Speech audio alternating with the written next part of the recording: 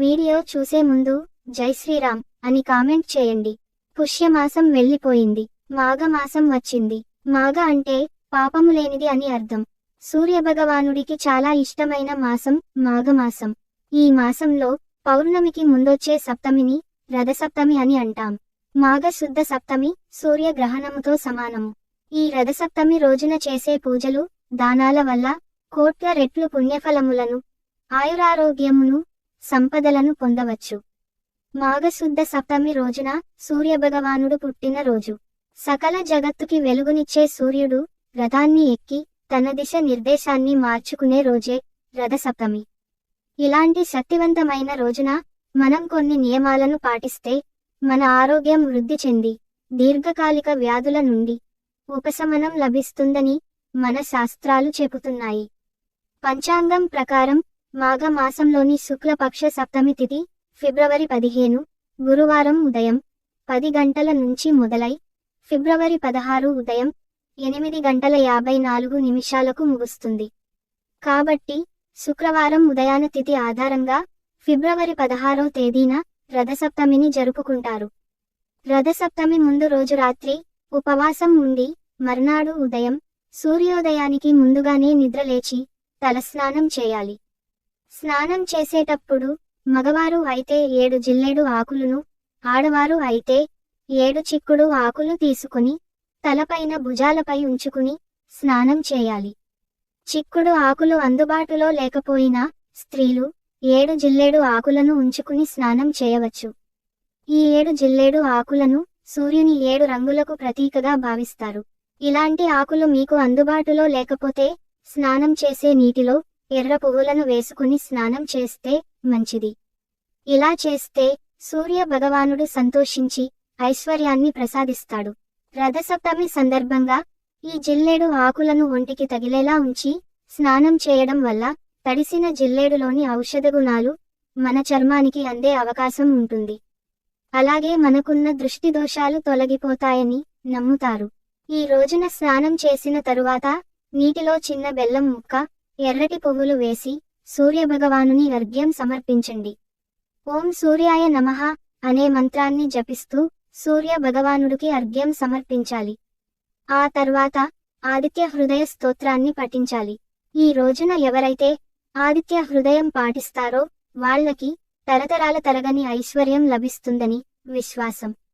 ఇలా స్నానం చేసిన తరువాత ఇంట్లో పూజ చేసుకోవాలి. ఈ సప్తమి నాడు ఆవు నెయ్యితో దీపారాధన చేస్తే అష్టైశ్వర్యాలు సిద్ధిస్తాయని పురోహితులు అంటున్నారు. ఈ రోజున మన ఇంట్లో ఖచ్చితంగా ఆవు పాలు పొంగించి దేవునికి పాయసాన్ని నైవేద్యంగా సమర్పించాలి. కాబట్టి ముందుగా స్టవ్ని శుభ్రం చేసుకుని పసుపు రాసి కుంకుమ బొట్లు పెట్టి ఆవు పాలు పొంగించి ఆ పాలల్లో కొత్త బియ్యం, బెల్లం, నెయ్యి, యాలకులు వేసి పరమాన్నం తయారు చేయాలి. ఈ పరమాన్నాన్ని చిక్కుడు ఆకు మీద వేసి దేవునికి నైవేద్యంగా పెడితే చాలా మంచిది. చిక్కుడు ఆకుల మీద వేడివేడి పరమాన్నాన్ని నివేదించడం వల్ల ఆకులలోని ఔషధ గుణాలు పరమాన్నంలోకి చేరే అవకాశం ఉంది. ఇలా వీలుకాని వారు కనీసం ఒక తమలపాకు మీద అయినా నైవేద్యాన్ని సమర్పించవచ్చు.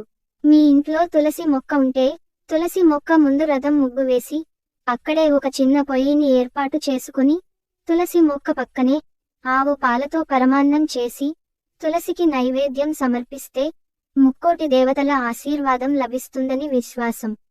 రథసప్తమి నాడు దేవుడికి ఎరుపు రంగు పువ్వులతో పూజ చేస్తే మంచిదట. ఈ రోజున చిమ్మిలి దానం ఇస్తే సకల శుభాలు చేకూరుతాయని కొందరి నమ్మకం. ఈ రథసప్తమి నాడు ఇంటి ముందు రథం ముగ్గు వేసుకోవాలి. అత్యంత పవిత్రమైన పండుగలలో రథసప్తమి పండుగ ముఖ్యమైనది.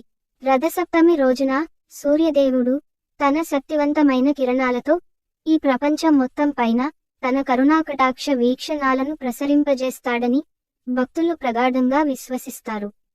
రథసప్తమి రోజున పొరపాటున కూడా చేయకూడని పనులు కొన్ని ఉన్నాయి. ఈ రోజున ఎవరిపైన కోపం ప్రదర్శించరాదు. వివాదాలకు దూరంగా ఉండాలి. ఇంట్లో చుట్టుపక్కల వాతావరణంలో శాంతి ఉండేలా చూసుకోవాలి. మద్యం, మాంసాహారానికి దూరంగా ఉండాలి.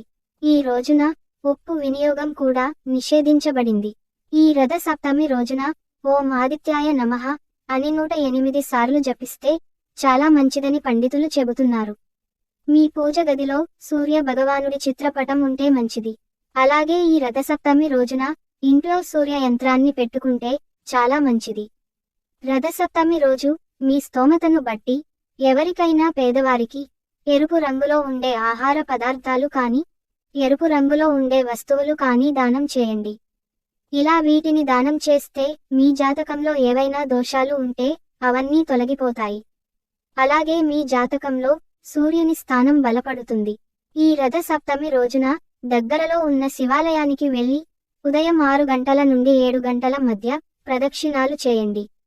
మన జాతకంలో సూర్యుని స్థానం బలహీనంగా ఉంటే అనేక ఆర్థిక నష్టాలు వస్తాయి. అలాగే తరచుగా అనారోగ్య సమస్యలు వస్తాయి.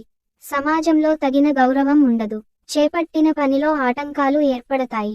కాబట్టి ఈ రథసప్తమి రోజున ఉపవాసం ఉండి వీడియోలో చెప్పిన కొన్ని పరిహారాలు పాటించడం వల్ల సూర్య భగవానుడి అనుగ్రహం లభించి మీ జీవితంలో సుఖసంతోషాలు, సిరిసంపదలు వెల్లివిరుస్తాయి. ఈ వీడియో మీకు నచ్చితే లైక్ చేసి సబ్స్క్రైబ్ చేయండి. ఈ మాఘమాసంలో నదులలో గాని, చెరువులలో గాని, బావుల వద్ద కాని స్నానం చేస్తే మంచిది. నదులలో స్నానం చేయడం కుదరకపోతే ఇంట్లో స్నానం చేస్తున్నప్పుడు గంగానది, గోదావరి, కావేరి వంటి పుణ్య నదుల పేర్లను తలుచుకుంటూ స్నానం ఆచరిస్తే మంచిది. ఈ మాఘ మాసంలో ఏ వ్యక్తి అయితే పుణ్య నది స్నానం ఆచరిస్తాడో వారికి విశేషమైనటువంటి పుణ్యఫలం లభించి జీవితంలో రాజయోగం లభిస్తుందని శాస్త్రములు చెప్తున్నాయి. మాఘమాసంలో చేసే స్నానాలు వల్ల మన పాపాలను కడిగేమని ఆ దేవుడిని స్మరించుకోవడం